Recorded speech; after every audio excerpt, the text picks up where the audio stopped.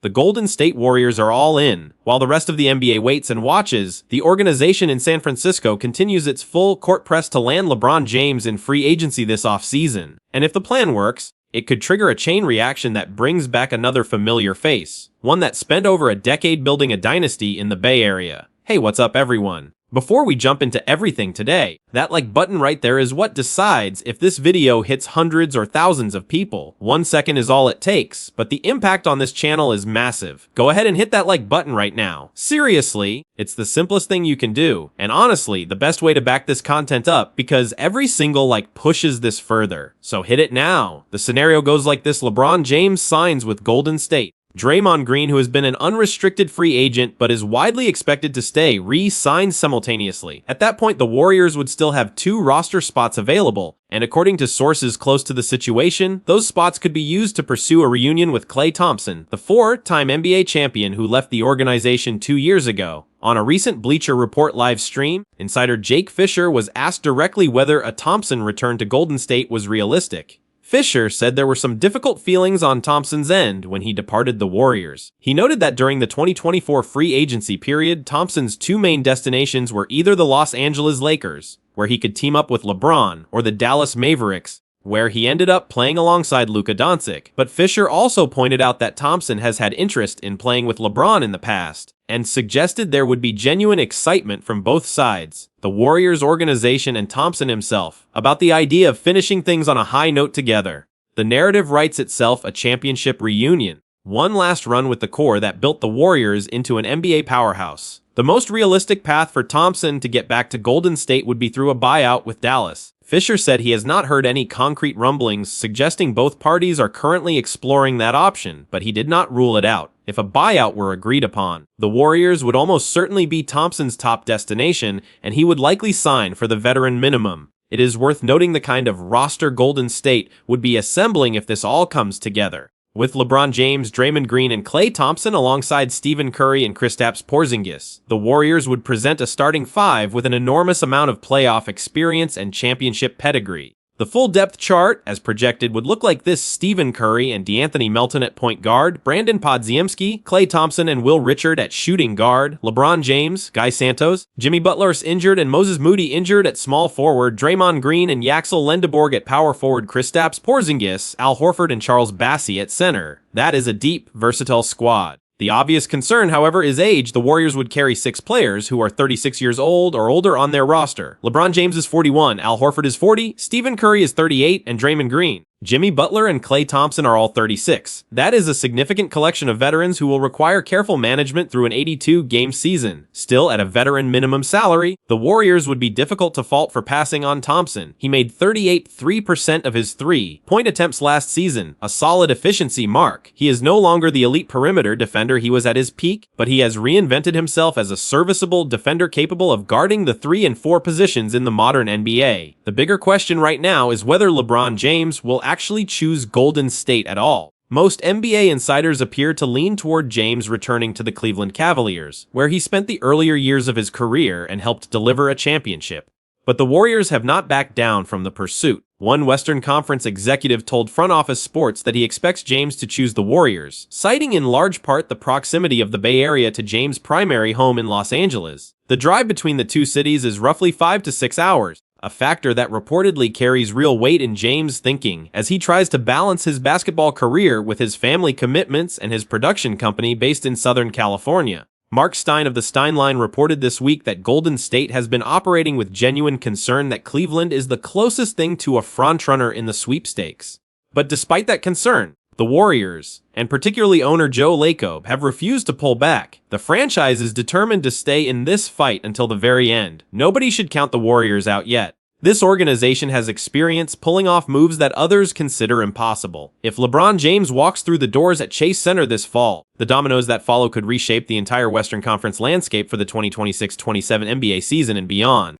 Something interesting happened during the Golden State Warriors Summer League game against the Memphis Grizzlies on Tuesday. Head coach Steve Kerr was in attendance at the arena, watching from the stands. And when the second half got underway, the Warriors made a notable adjustment. They slid rookie Yaxel Lendeborg into the center position, giving the 11th overall pick a chance to show off a dimension of his game that had not been featured during Summer League up to that point, whether it was coincidence or a deliberate test designed for Kerr's eyes. The experiment was significant. Lendeborg had spent the majority of his Summer League minutes playing small forward, which also mirrored his role during his final collegiate season at the University of Michigan. Shifting him to the 5, even temporarily, opened up a new conversation about what his long-term role with the Warriors could look like. The results were a mixed bag, though there were genuine highlights worth noting.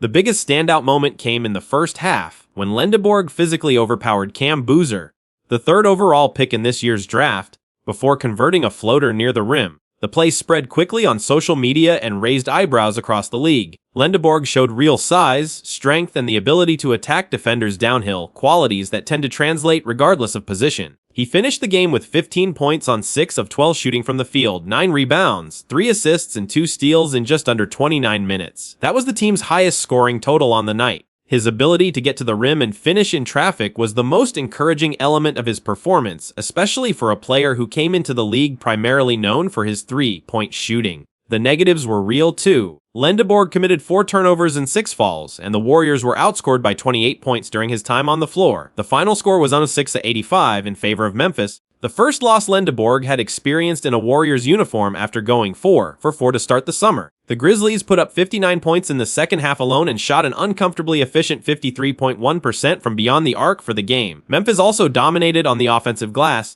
which pointed directly to the defensive and rebounding concerns that come with going small at center. Even so, the bigger picture here is what Kerr may have been looking for. Over his 12 seasons running the Warriors' sideline, Kerr has built his reputation in part on creative lineup construction, most notably by using Draymond Green as a small ball center to devastating effect. That approach changed the way NBA teams think about positional flexibility and unlocked an entirely new era of basketball strategy. While the league has since moved back toward bigger lineups, the Warriors have never completely abandoned that identity. Lendeborg playing center in occasional small ball configurations next season is a genuine possibility, and Tuesday's game appeared to be an early look at what that might look like. He is 6'9" with a strong frame, capable of switching on the perimeter while also holding his ground inside. His athleticism gives him the tools to defend multiple positions, which is exactly what Golden State has valued in its frontcourt players going back years. His three-point shooting remains the headline skill. Through the California Classic and into the Las Vegas Summer League, Lendeborg had been one of the more efficient perimeter shooters in the field. His ability to stretch the floor creates driving lanes for his teammates and forces opposing bigs to either step out and guard him or concede open looks.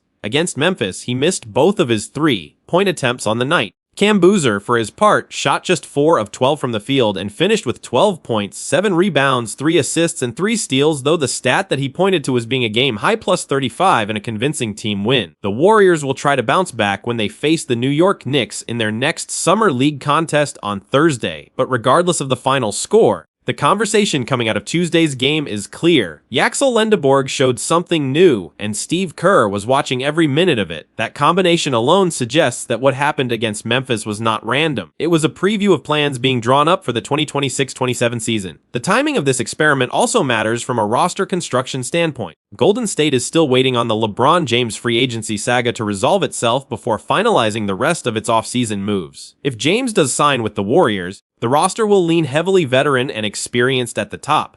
That makes it even more important for young players like Lendeborg to carve out defined roles early rather than spending their rookie seasons searching for a fit. A small ball center role, even in limited minutes, gives Lendeborg a clear identity and a way to contribute on nights when the matchup calls for it. It also removes pressure to be a perimeter scorer every single night. Having multiple ways to impact the game makes him a more reliable rotation piece heading into his first full NBA season. The Warriors bet on Lendeborg at no 11, and Tuesday was an early sign they intend to give him every opportunity to prove that pick right. The Golden State Warriors are sitting in a holding pattern. The front office is waiting on LeBron James to make his free agency decision before it can truly complete the roster for the 2026-27 season. But while that waiting game plays out, there are moves Golden State can and should be making right now. Veterans willing to sign for the minimum are available, and locking a few of them up would not interfere with the Warriors' plans for James in any way. With Charles Bassey already signed to handle backup center duties, Golden State's attention at this point should be focused entirely on the guard and wing spots. Several names stand out as legitimate fits. None of these players would cost the franchise significant money, but each brings something the current roster either lacks or needs to reinforce. The first name on the list is Brandon Williams, a 26-year-old point guard who spent last season with the Dallas Mavericks. According to reports, the Warriors have already expressed interest in Williams as a target. He averaged 13.0 points and 0.9 assists per game last season, which are productive numbers for a backup guard on a veteran minimum deal. The knock on Williams is his three-point shooting. He connected on just 23.2% of his attempts from deep last season. The year prior, he was at 40%, though on only 1.8 attempts per game.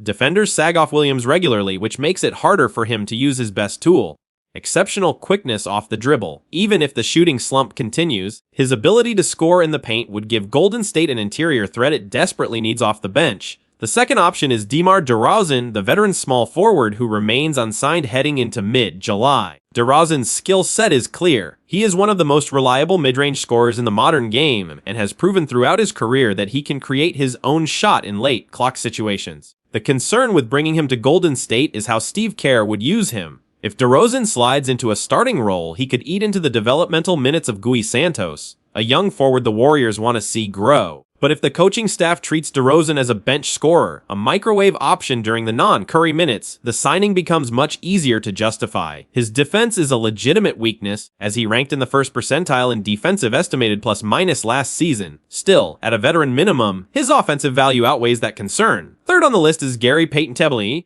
the defensive specialist who has already spent time in Golden State and reportedly has mutual interest with the Warriors about a return. Payton has never found the same level of success away from the Warriors organization that he enjoyed while in the Bay Area, which speaks to how well his skill set fits what Kerr's system demands. Last season, he averaged 7.5 points while shooting an efficient 58.3% from the field, and he continued to provide high-level on-ball defense. He is a known commodity and a low-risk, high-value addition. The fourth candidate is Spencer Jones, a restricted free agent currently with the Denver Nuggets. Jones, 25, averaged 5 points while shooting 39.6% from three last season, and actually improved those numbers in the playoffs, connecting on 69.2% of his three-point attempts in postseason play. The complication is Denver's restricted free agent status on Jones, meaning the Nuggets can match any offer sheet. However, if Denver re-signs Peyton Watson and pushes deep into luxury tax territory past the second apron, they may be reluctant to spend even the minimum to keep Jones. That could be the Warriors' opening. The fifth and final name is LJ Cryer, who is technically under a two-way contract for next season rather than a traditional free agent. But Golden State should seriously consider converting his deal into a standard contract now rather than waiting. The Warriors have several two-way candidates on their depth chart, Lajai Jones, Graham Ike, Malavi Lyons, and Lachlan Ulbrich among them. The roster math means they can only protect 3 of those players on two-way deals. Giving Cryer a standard contract now removes him from that competition entirely, allows the Warriors to retain 3 of the remaining 4 on two-way spots, and eliminates the hassle of trying to convert his contract mid-season when the roster is already full. It is the cleaner, smarter move if the front office believes in Cryer's development trajectory. What ties all 5 of these names together is the theme of value. None of them will demand a significant contract in this market. All of them fill a specific need: shot creation, perimeter defense, shooting depth, without cluttering the roster or blocking the Warriors' financial flexibility in future off-seasons. Golden State is building around Stephen Curry and Kristaps Porzingis in the starting lineup, with Brandon Podziemski, Gui Santos, and Yaxel Lendeborg developing alongside them. Adding proven veterans on minimum deals is how championship-caliber teams fill the gaps around their core. Getting these pieces in place now, while the market is still open, would be the disciplined and strategic approach, regardless of what LeBron James ultimately decides.